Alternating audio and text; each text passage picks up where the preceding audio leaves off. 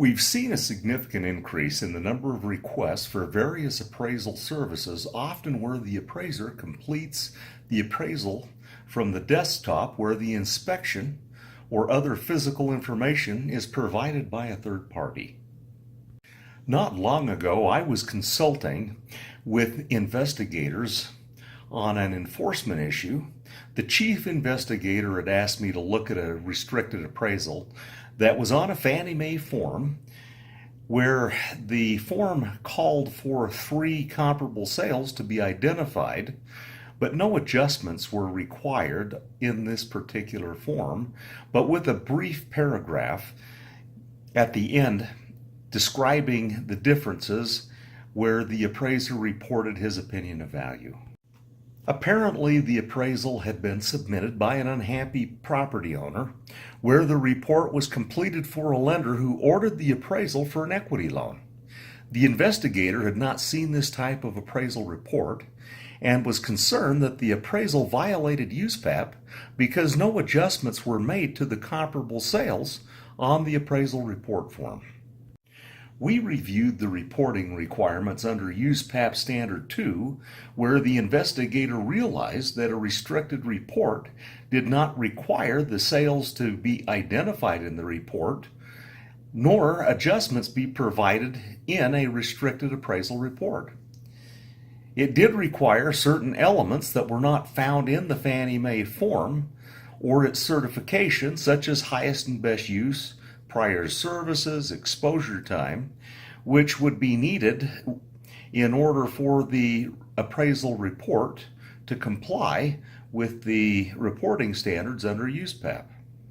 In the end, the appraiser ended up being sanctioned primarily because the workfile was deficient in providing the elements that were developed in Standard 1 for analysis and were not reported in Standard 2, but were to be retained in the appraiser's work file. They weren't there. We often have clients offering these so-called desktop appraisals, where the claim is that the appraisal can be completed within 20 to 40 minutes. Often the solicitations that we've received have offered fees anywhere from $25 to $75, in some cases a little more. The claim is that the billing price per hour is higher than on a traditional appraisal. I have talked to appraisers who claim they've been able to complete 10 of these assignments a day and have been able to make it a profitable venture for them. But I've not been able to verify the quality of the appraisal product or if the claims of the volume is accurate or not.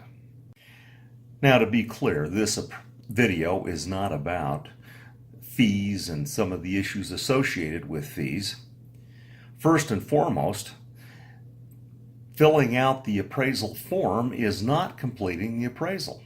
It is only conveying the results of the work that was performed in Standard 1. When a client tells me I can fill out a form in a certain amount of time, keep in mind that I'm only doing half of the appraisal work. I still need to perform all of the required steps identified in Standard 1. We're going to identify a few tips if you're going to be involved in some of these non-traditional or alternative appraisal products that may help keep you from having problems. First, make sure that the form the client has requested has at least the minimum items identified in the form to comply with Standard 2. If it does not, make sure that the form will allow alterations or additions so that your report can be made to comply.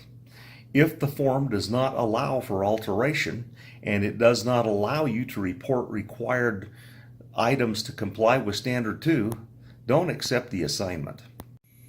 Number 2, make sure you keep a work file with the signed certification along with all of your data and analysis that was used in developing your opinion of value. The form is filled out online. Make sure that you can retrieve the report as needed in the future. Preferably put a copy of any work that you produce to a client along with your data and analysis in a work file that you can access and control. I worry about completing appraisal reports that are filled out online and retained or stored by the client or another third party. What happens if I get locked out of the system, the company goes out of business, or some other circumstance where I can't access the appraisal report along with the other associated information that I produced in performing the appraisal? Best practice would be to keep a copy in a file that you control. Another issue in dealing with desktop appraisals is the veracity of the data source for the subject property when provided by a third-party inspector. This is a hot issue as many clients accept information being provided by nearly any third party. The appraiser who uses the information has some responsibility as to the veracity and reliability of that data that is being provided. While an extraordinary assumption may be used when relying on information provided by third parties, the appraiser must have reason to believe that the information being provided is reliable and accurate. Keep in mind that we use third-party data all the time, where the appraiser develops opinions about the property. Most of the comparable sales obtained from the MLS involve information provided by a third party. The subject comparables are rated on the basis of age, condition, and other characteristics in order to make adjustments for those differences. I'm not sure that third party for the subject is significantly different, but the appraiser must be concerned because there is likely to be a higher risk of a complaint, particularly where the information being provided about the subject property is incorrect. In performing the sales comparison analysis, the appraiser still needs to have a reasonable analysis completed to reflect the differences between the subject property and the comparable sales, such as location, age, size, condition, quality, view, and other characteristics that may affect value. The fact that you may be using an appraisal reporting format that does not require those adjustments to be made on the report form still requires that you perform that analysis, and you must take a reasonable effort to try to verify each of these characteristics in making your analysis between the comparable sales and the subject property. So an overview. 1.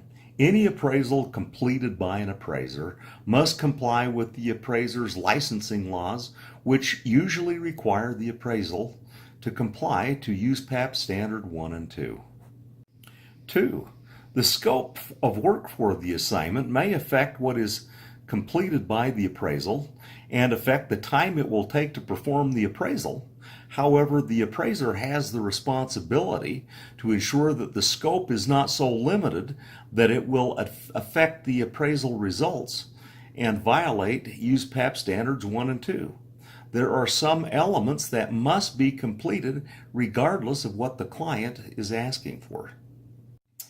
There are only 2 reporting options under the current version of USPAP. An appraisal report that requires you to at least summarize your conclusions, and a restricted appraisal which requires certain elements to be stated within the report along with the appropriate certifications are the 2 options currently available. While USPAP provides broad latitude in developing the scope of work, it can result in misleading appraisal results if you're not careful. For example, USPAP does not require the appraiser to inspect the subject property or the comparable sales, but the appraiser must sign a certification and disclose the nature of the inspection that has taken place. The appraiser is required to develop a scope of work that outlines for the client the elements that were and were not completed in developing the appraisal with certain minimum standards required. In conclusion, the time it takes to perform an appraisal is tied to the complexity of the assignment, the availability of the data, the time it takes to properly collect, analyze, and report that data to develop a credible assignment results. Not all properties lend themselves to this type of desktop or bifurcated appraisal. The fee dictated by the assignment, not the other way around. No state investigator cares how much you were paid if the appraisal is deficient. I hope this video has been useful in helping you to determine if you're going to do the desktop or bifurcated appraisals. There's certainly a place in the market for them, but if you're going to do them, you need to make sure that you remember completing the appraisal is more than filling out the form, and it may take longer to perform these assignments than many of your clients think they will. All the best. Thank you.